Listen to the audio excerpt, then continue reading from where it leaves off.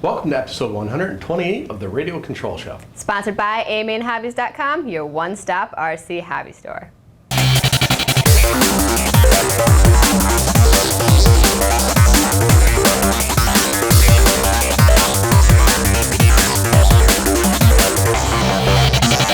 One of the most common questions about RC aerobatic airplanes is, how well do they compare to their real-world full-size counterparts?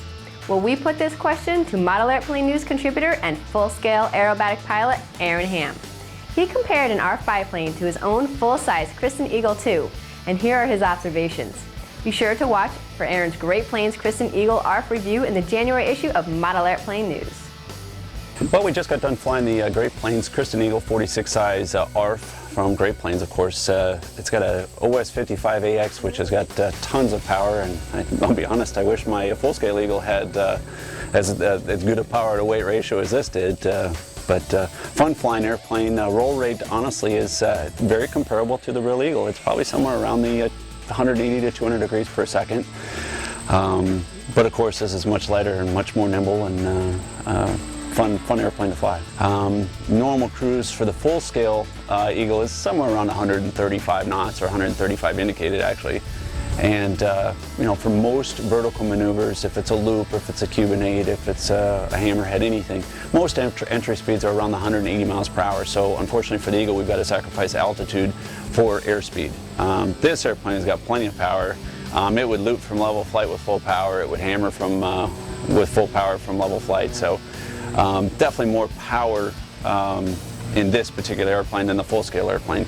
Takeoff and landings in the Great Plains Eagle was very easy. It wasn't that difficult at all. The initial takeoff on the maiden flight was very straight, very true, no issues.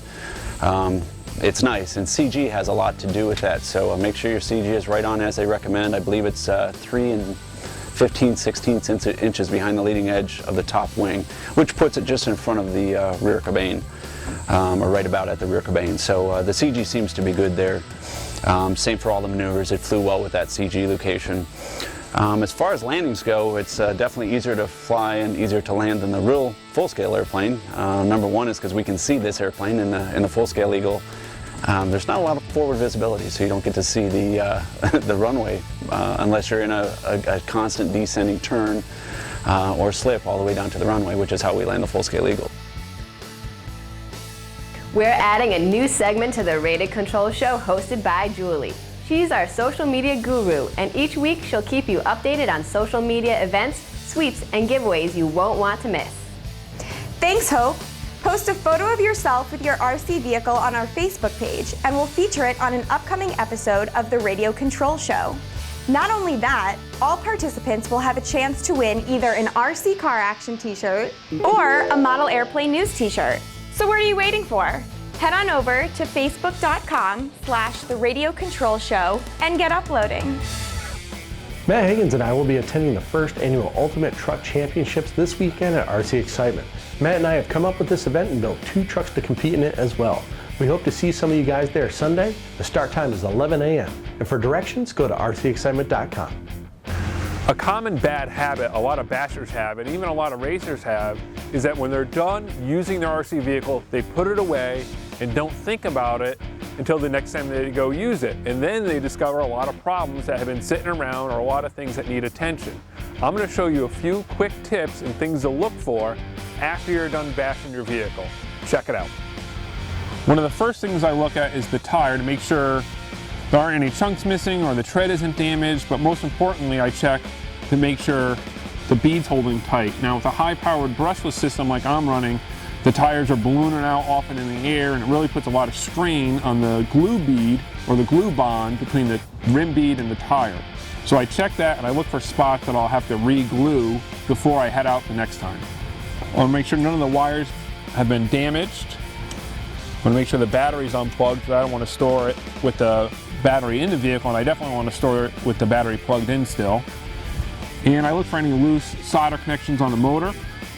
And I check the speed control and everything looks good. I also check the battery connectors. And it's a lot easier to tend to these matters now than the next time I go out bashing with this vehicle.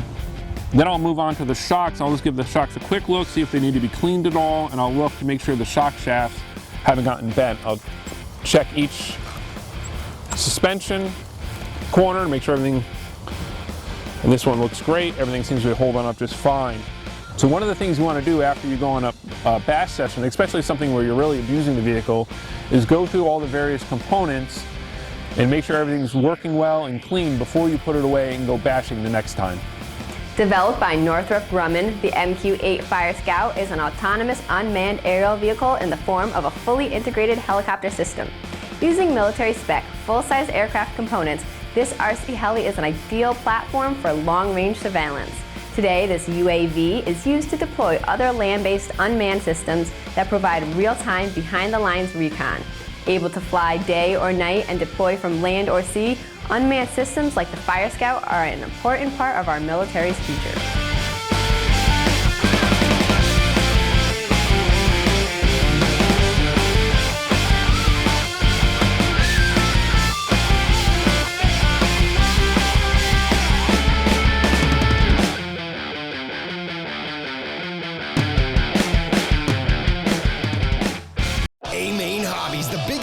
Of remote control cars, trucks, planes, and helicopters.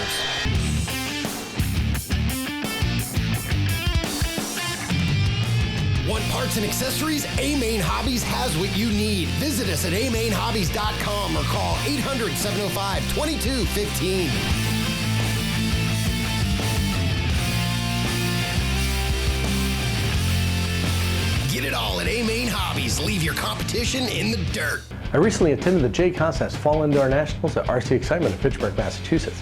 This was the fourth and final stop on the tour, and this race had the largest turnout of all the races JConcepts has put on through the year. I even raced with the guys using my Project Losi XXX SCT from the December issue of RC Car Action magazine. Take a look.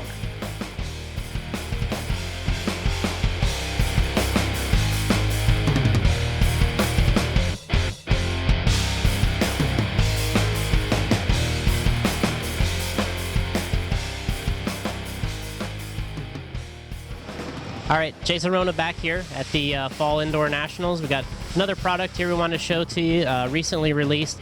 We got the shock stand. Basically what this is a kind of a multi-purpose stand what we use. A lot of guys bleed their shocks, and what they like to do is, we got the cap on the shock here, but typically what you would do is you would fill your shock up, and then you let the oil sit, in these parts, and you need a place for the, shock to stand.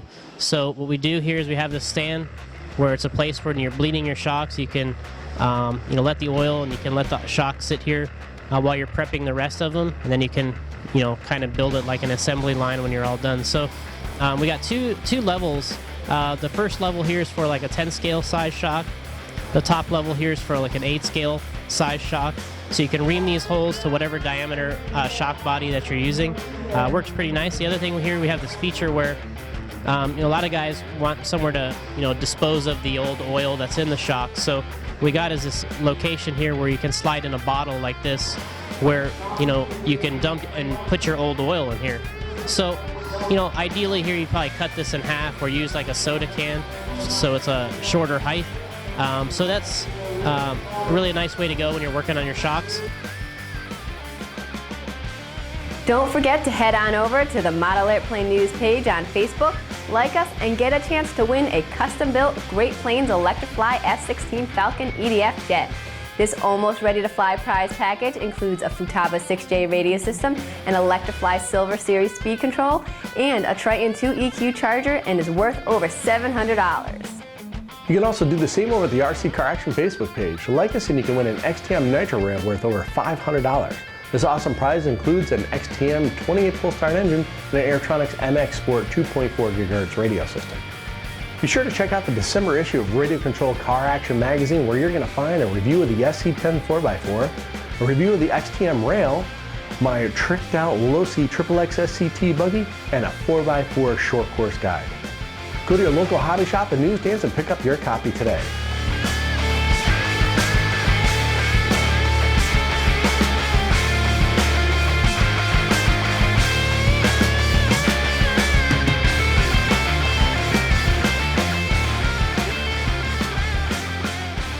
Remember to head to your local hobby shop or newsstand for the December issues of Radio Control Car Action and Model Airplane News. You can also check out rccaraction.com and modelairplanenews.com for everything we covered this week.